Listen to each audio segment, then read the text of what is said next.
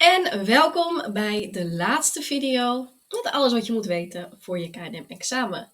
So welcome to this final video with everything you need to know for your KNM exam. I'm excited for this video.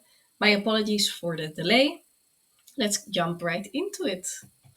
So our theme is about education and raising your kids. You need to know the importance of your kids getting a diploma. I know that from working with students from different countries that not everywhere you have to get a diploma.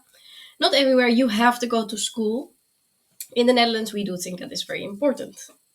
But let's first have a look at what happens before the kids go to school. So until 4-year-old, there are several options.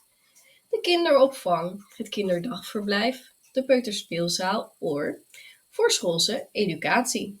Now, they are not the same. Kinderopvang is a general term for any place you can bring your kid while you are working or busy with other things. Het kinderdagverblijf is a place where the kids can stay during the day. So it's also a kinderopvang. It's from 0 to 4 years old. De peuterspeelzaal is more getting your kid developing and ready for school in training their social skills, playing, but they're also learning. So it's the toddler play. Zaal is like if you have a gym, that would be a zaal. Gymzaal, so it's a big open area. So it's like a toddler play big area. It's from 2-year-old to 4-year-old. This is also the place where usually you can get voorschoolse educatie, from 2.5 to 4. What is this? This is especially for kids that have parents that don't speak Dutch, that speak a foreign language. Because those kids are going to have a very hard time on primary school. So it's the consultatiebureau and the town hall that say your kid would possibly need this. If you think your child is not developing quick enough for whatever reason, you can ask for this help and they will train and prepare the kid for the primary school so that he doesn't have a hard time. So voorschoolse educatie is something you need to know about, that you need an indication, and that is through the consultatiebureau and de gemeente. More information you can find through your town hall and websites of the child daycares. Let's have a look at the next one. So then they finally go to school. So from 4 to 18, likely the kid is going to be in school. We have primary school, basisschool, or basisonderwijs, which is from 4 to 12-year-olds. And we say groep 1, 2, 3, 4, 5, 6, 7, 8. So the groups are based on their age. And we have at the end a CITO-toets. CITO is a big test. There are similar tests, but most of the kids will do CITO. And this will give you an indication of what level the kid is at and what they could do in high school, middle school. We call it middelbare school. It's hard to compare to different systems because, of course, you have different ages and things. So, middelbare school, I'm going to call it because that's what it's called. We have 3 levels there. We have VMBO, HAVO, and a VWO. And from those, you can continue, of course, into university or professional formation, like learning to be a mechanic or those kind of things. So VMBO is the lowest level, which takes 4 years. HAVO is the middle level, which takes 5 years. And VWO takes 6 years. You also need to know that there is special education. So if your kid needs more help because they have a handicap, because they have behavioral issues, they could go to special education. So let's have a look at after that. So after this, we have several levels. We have a VMBO, which goes into MBO, and you have 4 levels there. You have level 1, 2, 3, and 4. After HAVO comes HBO, and after VWO comes university. Write these down and remember them because you might have to know them. Like, oh, can you go from VMBO directly to university? No, you cannot. And it might not be a question like this. It might be a scenario like, oh, Lisa is studying VMBO. Could she go next year? She's 16, 17. Can she go to the university? No, she cannot. Because higher education has certain criteria that you need to hit in order to join. This could be your diploma, your profile, or notes. So let's have more of a look at the profile. In the Netherlands, it's something I slightly disagree with. When you are 14, you have to choose your profile. And we have 2 directions. We have social, politic, and economic. And we have like the nature profiles. So nature is biology, science, math, and then you have history and philosophy and all those things. What is the issue? If you want to become a doctor, you need to have, of course, the biological one, the nature one, because you need the math, you need physics, you need science, all of those things. It kind of sets you on a certain path in life when you're very young and maybe you're not ready to make that decision. After you can do like adult education and get the topics that you are missing, but that's a great effort. So the kids need to make sure that they kind of know what they want to be, or at least in what area, so that they can choose a profile which is fitting. And they can supplement it with adult education for one topic, maybe, but you cannot do five different topics to get the right topics you need to enter the study. Then leerplicht. So leerplicht is when you have to go to school. I know in my first slide I said until 4 years old, they go to these things, then they go to school. But from the age of 5, your child is obligated to go to school. So from 5 to 16, they have to go to school no matter what. But from 16 to 18, you need to qualify. So there's a duty to be qualified. What does that mean? They want you to have a start kwalificatie, which is MBO level 2, HAVO or a VWO diploma. Now, for MBO level 2, you're going to be 4 years in middle school. So you're going to be 16, and then it's going to take probably 4 years. So you're going to be older than 18.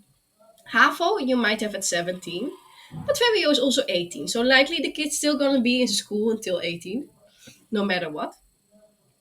But from 5 to 16, you must be in school, and after that, you need to somehow get a diploma. Let's look at the next. I realized I had the wrong microphone on where there might be some background noise, so my apologies for that, and I changed it. So if you have a different volume, adjust your volume now. You need to know about the leerplichtambtenaar. So in the Netherlands, we have someone at the town hall that is involved in checking if your kid is actually in school. It's kind of like the police. It's not the police, but they are acting like police. In the Netherlands, you are not allowed to keep your kid home from school without a reason. And you cannot go on holiday outside of the set school holidays. So it actually says in the end terms of the government that the parents and everyone doing the KNM exam needs to know that the holiday dates are binding. You cannot go outside of the holiday days on holiday.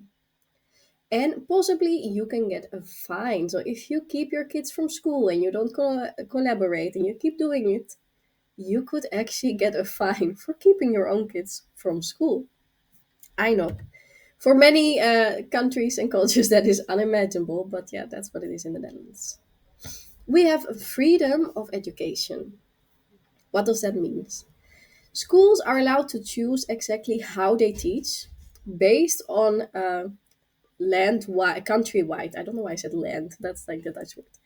Countrywide terms. So they set certain terms, the government, that every school needs to teach. We will see that later on as well. But the school can decide how they fill this out. There are public schools, openbare scholen, which are neutral. And then there are special schools, bijzondere scholen, where they can teach based on religion or other kinds of methods of looking at life, basically. So religion, Catholic, Islamitisch, Protestant, all of those. And we have different forms of education. Montessori. So these are not the normal education, these are different types that you can find a school in. Montessori is focusing on independence, and the kids can choose whatever they want to do. And multiple ages are together. Now, in my humble opinion, most of the forms of education we're going to see doesn't prepare the kids for real life and does not prepare the kids for actual university or anything like that, because they never had structure, they never had deadlines, they were always free and allowed to do whatever they like. That's what I see from people I have met from these type of schools. I'm sure there are exceptions to the rule, but I would avoid putting your kids in these kind of hippie schools. Yeah, I am judging in this one, but it's not fact, so that's not going to be in the KNM exam, but there is going to be maybe a question on what these school systems are. The Dalton system is about liberty, responsibility, and collaboration. So again, the students can plan their own work. It's all about dependence in independency and working together. The teachers help, but they don't really lecture. So they're more a coach instead of an actual teacher. Nah. Then we have the Jena Plan, where people, the students, the kids, learn in a community. So the groups are in different ages together, and they learn by speaking, playing, working, and celebrating. So their focus is on creativity, collaboration, and personal development. En vrije schoolonderwijs, especially have very bad experience with kids from this school. Hoofd, hart en handen ontwikkelen. So they want to develop their head, heart, and hands. Think, feel, and do. So the art, music, and nature and story are central there. And they're following the development phases of the kids. So those are the different types of education. Then you need to know a little bit about opvang voor en na school. So we are probably all working parents. Today, unfortunately, a lot of people cannot afford to be a stay-at-home mom or dad. So you might want to bring your kids to daycare. So before, you can have voorschoolse educatie. So of course you had this 2.5 to 4 years old special education for the toddlers that are a little bit behind. You can do the kinderopvang, kinderdagverblijf, peuterspeelzaal, the thing we've seen on the first slide. But there is also buitenschoolse opvang, or more commonly known as BSO. It's the letters BSO. From 4 to 12-year-olds, and before and after school time and in holidays, you can bring your kids to the buitenschoolse opvang. Also, if there's, for example, a lunchtime where kids go home and the parents are working, the kids can go to this buitenschoolse opvang. You can get a little bit help because, of course, kinderopvang and all those things are not free. So you can get a help kinderopvangtoeslag through the Belastingdienst. You might have known this from the whole scandal that we had that made our cabinet, our government fall. Well, let's look at the next slide. You might be wondering why I'm talking about this topic, but in the end terms, it says that you need to know that in school they will teach lessons about sexuality and diversity. I didn't come up with it, I'm just a messenger. Don't shoot the messenger. So schools in basis and voortgezet, so in primary and higher education, are obligated by law to teach about sexuality, sexual diversity. These are in the kerndoelen, which we've seen before, that the schools are free to teach however they like, but they need to cover certain topics. The goal of this is that everyone treats everyone with respect. However, of course, we have freedom of education, so they can still give this topic bound by what they believe according to the religion is too. So, yes, there is freedom, they are obligated to do this, but they can still treat it in a way that would not be offensive to their religion. So, you could be questioning if actually we are teaching fully about sexuality and diversity, if it's still freedom, how they offer this topic.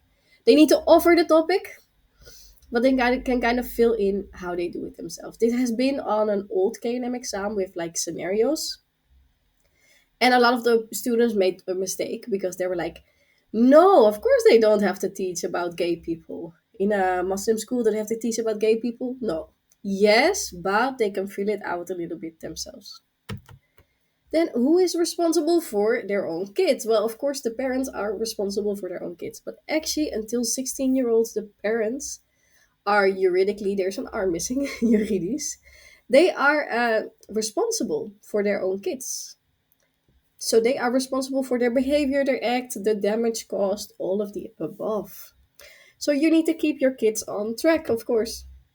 And they also want you to know that parents are quite involved in the education of their kids. There are overlegmomenten. So overleg is when they have a little word. Oh, how do you think it's going? It's good. Great. It's also ouderavond, and during the 10-minuten gesprek, they have a little talk with the teacher parent, among them, how is the kid doing? Parents might be asked to join as a volunteer in some school activities. If there are some troubles at home, if the kid is being difficult or the kid has troubles with their parents, there are certain offices and places that can help instanties. I still don't know the right English word for instanties, and here we are 5 videos later and I didn't look it up yet. Sorry for that. De gemeente, so the town hall can help. Jeugdzorg, youth care. Huisarts, the GP, and school can help if you're having behavioral issues or general issues. The kinderbescherming is actually allowed to interfere, so that's child protection services, but only in very severe cases they would get a court order. So if it's really bad, they might get involved and take the kids out of there.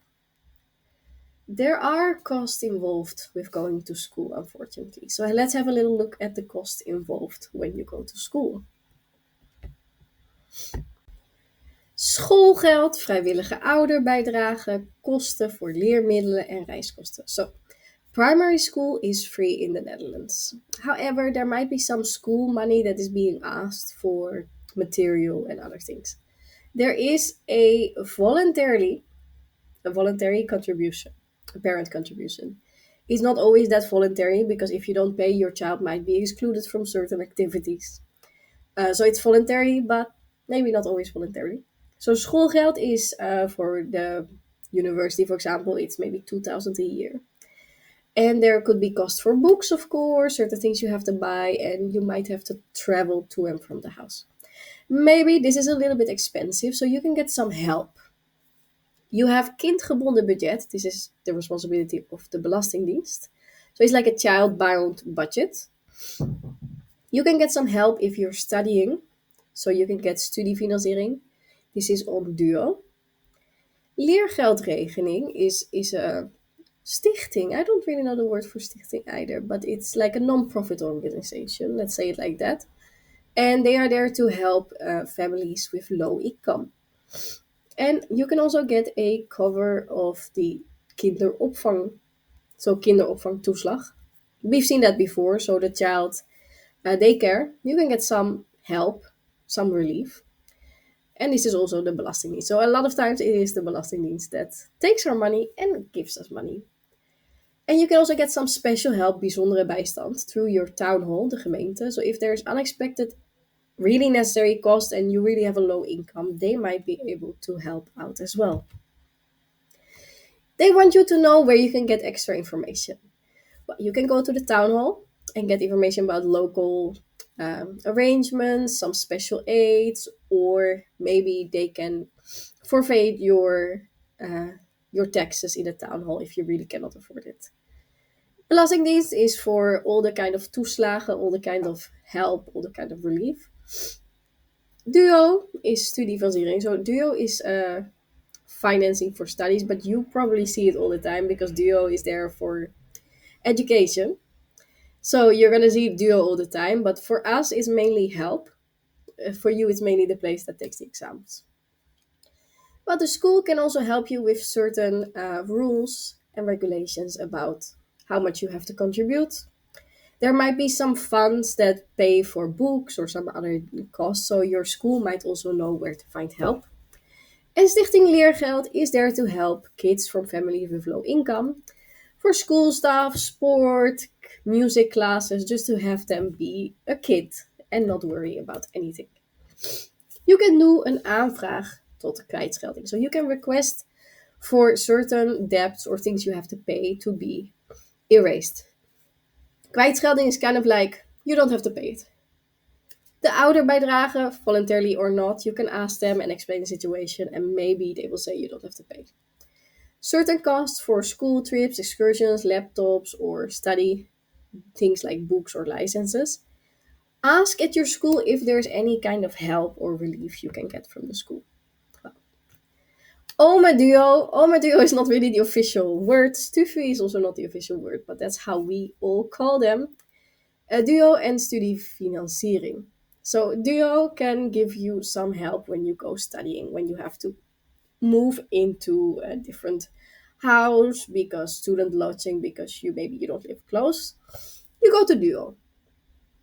Het prestatiebeursregime. It's a very complicated word, but basically it means if you do this, well, prestatie is like achievement. So if you achieve your diploma, you not have to pay everything back. So the basisbeurs is back from being gone. Things change very quickly. I didn't have a loan. I just got a gift when I finished my education. The year after me, they did get a loan, and now again it's changing. So check a little bit when you are doing the exam how it is going with studiefinanciering. The basisbeurs is back, and the aanvullende beurs, this depends on how much your parents earn. So you can get a little bit extra help if your parents are of a low income. And that was it for this video. So that was it for this video. Thank you for watching. This is all the information you need to know.